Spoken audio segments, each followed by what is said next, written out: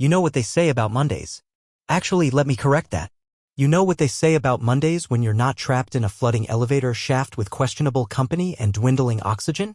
Yeah, those Mondays suddenly seem like a Caribbean vacation.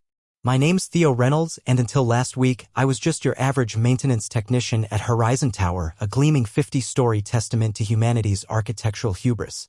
The kind of place where executives pay 8 figures for the privilege of looking down on the peasants below while complaining about the Wi-Fi speed.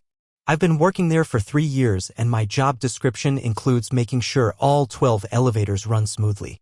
Smooth like butter on a hot skillet, not smooth like jazz, because nobody wants their elevator ride to be unpredictable. So there I was, doing my monthly inspection of Elevator 7, the express shaft that runs from the lobby to the executive floors. My supervisor, Vince, had been nagging me about strange noises reported by some bigwig from the 48th floor. Check the cable tension first, Vince had said that morning, coffee staining his already questionable shirt. Last thing we need is some CEO turning into a pancake on our watch. Your concern for human life is touching, I'd replied while gathering my tools.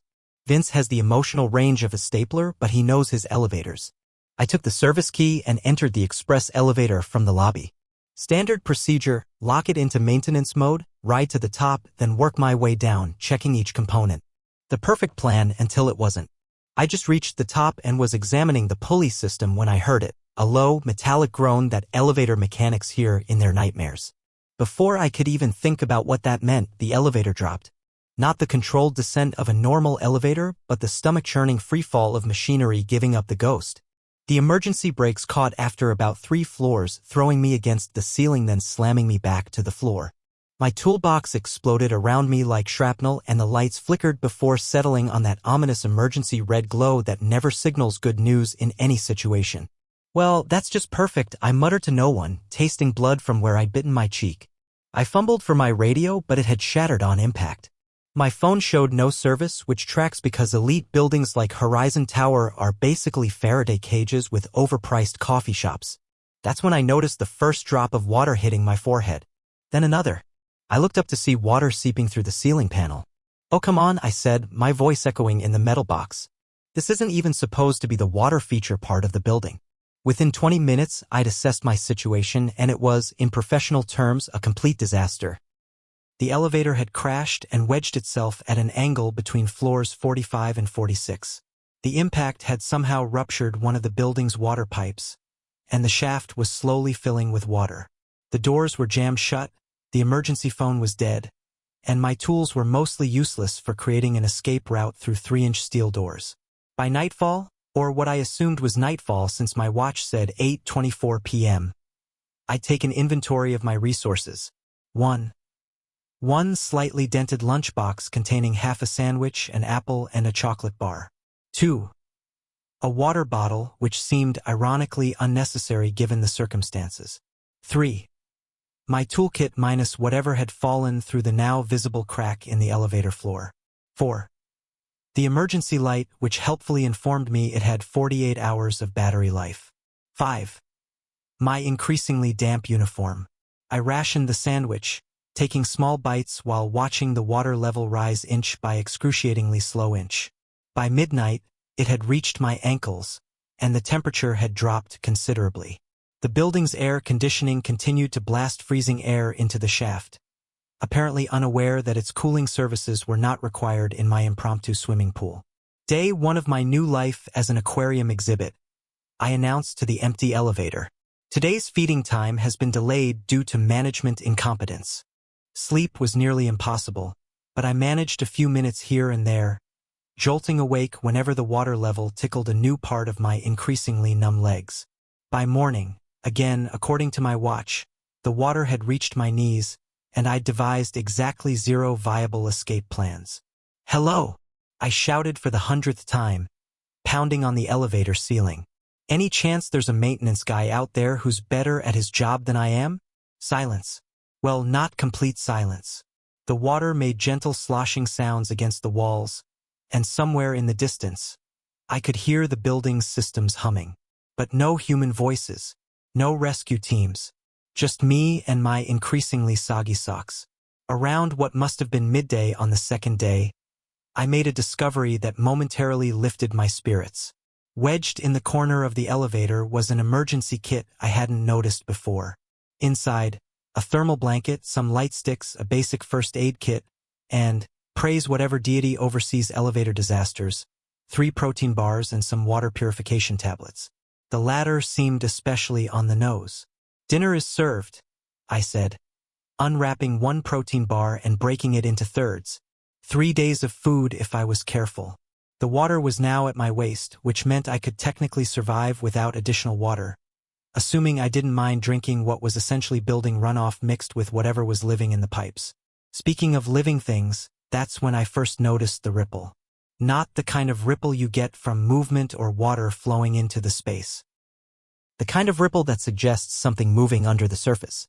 "If that's a rat, we're going to need to establish some boundaries," I said, trying to sound braver than I felt.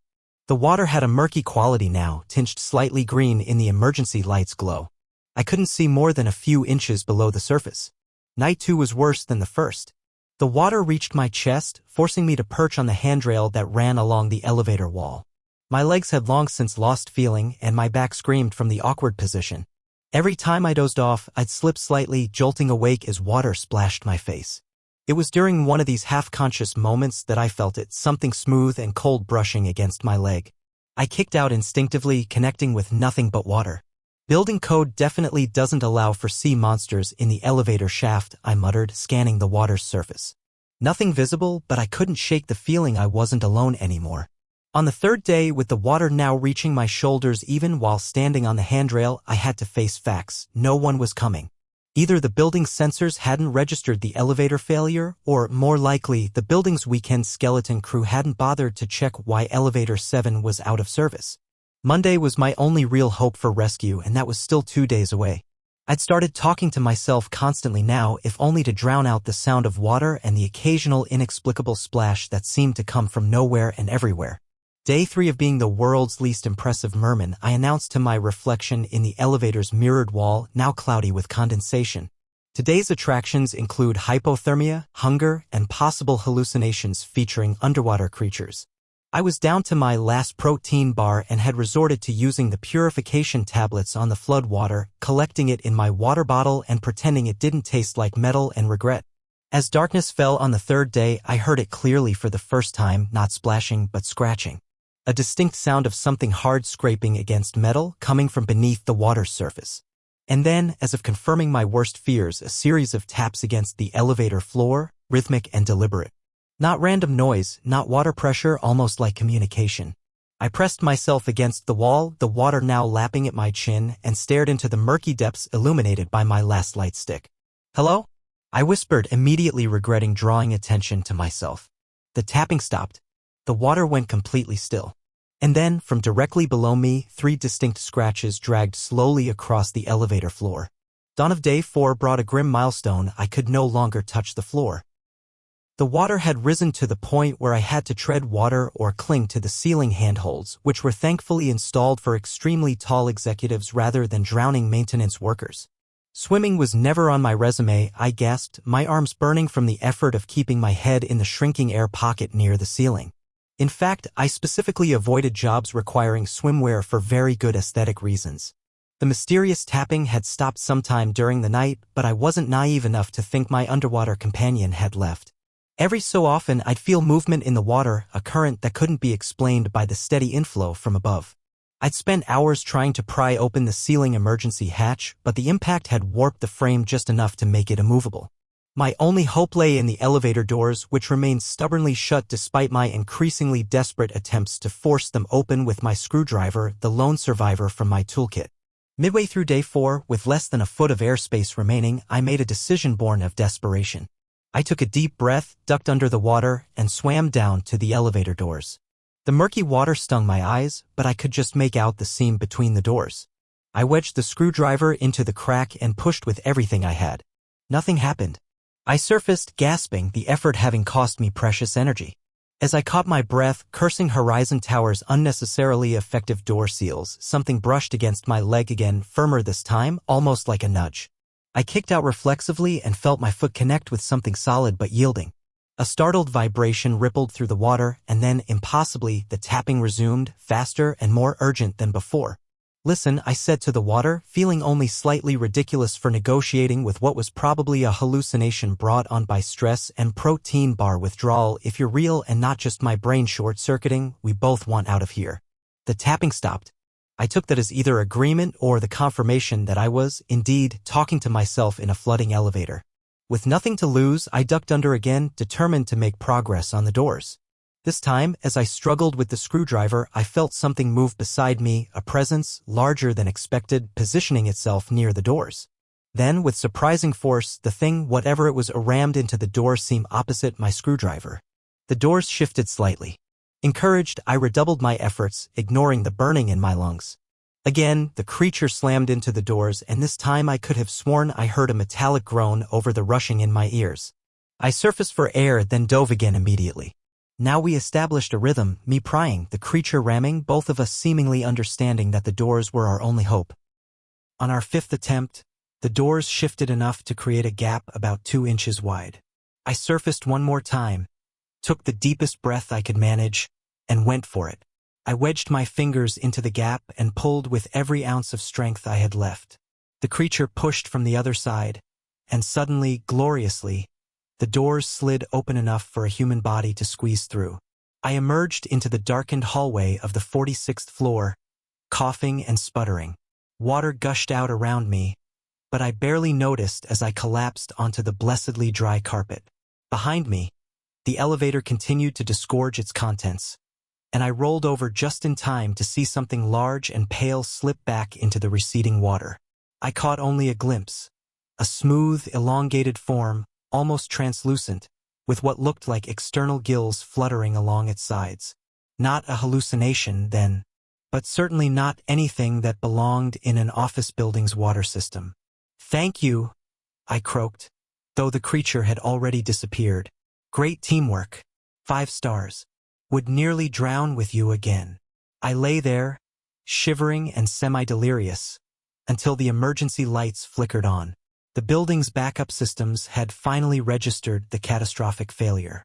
Better late than never, I supposed, though never had come frighteningly close to winning.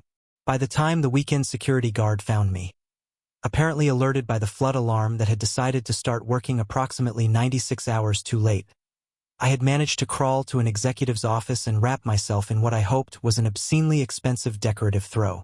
"Holy shit," said the guard. A young woman named Dana who I'd previously known only from morning coffee exchanges. "Are you Theo? From maintenance? Everyone thought you'd called in sick on Friday." "Surprise," I managed weakly. "Just been swimming in elevator 7. Great facilities here. Really builds character." The next few hours passed in a blur of paramedics, questions, and thermal blankets that weren't stolen from corner offices. I was treated for moderate hypothermia, dehydration despite my waterlogged state, and various cuts and bruises from my impromptu aquatic adventure. Vince showed up at the hospital, looking both concerned and annoyed in that special way only middle management can achieve. "What happened to check the cable tension? Reynolds?" he asked, hovering awkwardly at my bedside. "Not take a 4-day bath in the express elevator." "Must have misheard you," I replied, my voice still hoarse. "Next time leave clearer instructions." He shifted uncomfortably. "The engineers say a water main broke on 47, and the shaft filled from there. But they can't explain how the cables snapped. Those things are tested quarterly." I thought about the pale creature, its surprising strength, and the deliberate tapping that couldn't be explained by random water currents or floating debris. "Maybe someone's been tampering with them," I suggested. "Or maybe there's something in the water supply you should know about." Vince frowned. "What's that supposed to mean?" "It means," I said, suddenly very tired, "that I quit. Effective immediately. I've developed a sudden aversion to enclosed spaces and mysterious plumbing." 2 weeks later, fully recovered and significantly more hydrophobic than before, I received a strange package at my apartment. No return address, just a small box containing a single item, a piece of what appeared to be shed skin, pale and almost translucent, with an iridescent quality that caught the light in impossible ways. Attached was a note, the paper still slightly damp, bearing just 3 words in an elegant, flowing script. "Worth investigating further?" I stared at it for a long time before picking up my phone and dialing the number of Dr. Elena Novak, the marine biologist whose name I'd found after extensive late-night internet searches about creatures that shouldn't exist. "Dr. Novak?" I said when she answered. "My name's Theo Reynolds. I recently had an encounter with something I can't explain in a flooded elevator shaft. Something that I think might be worth your professional interest." I paused, looking at the strange skin fragment shimmering on my kitchen table. "And I think it wants to be found. The ocean, they say, is the last unexplored frontier on Earth. But sometimes the unknown doesn't wait for explorers to find it. Sometimes it finds its way into office buildings, elevator shafts, and the lives of unsuspecting maintenance workers who just wanted to fix a squeaky pulley. I never returned to Horizon Tower, but I sometimes find myself looking up at tall buildings, wondering what might be moving through their hidden spaces just out of sight. And when I hear stories of mysterious maintenance issues in high-rises across the city, unexplained flooding, strange noises in the walls, elevators that stop between floors for no apparent reason, I smile to myself. After all, not all building occupants pay rent. And some of them have been there much longer than we have.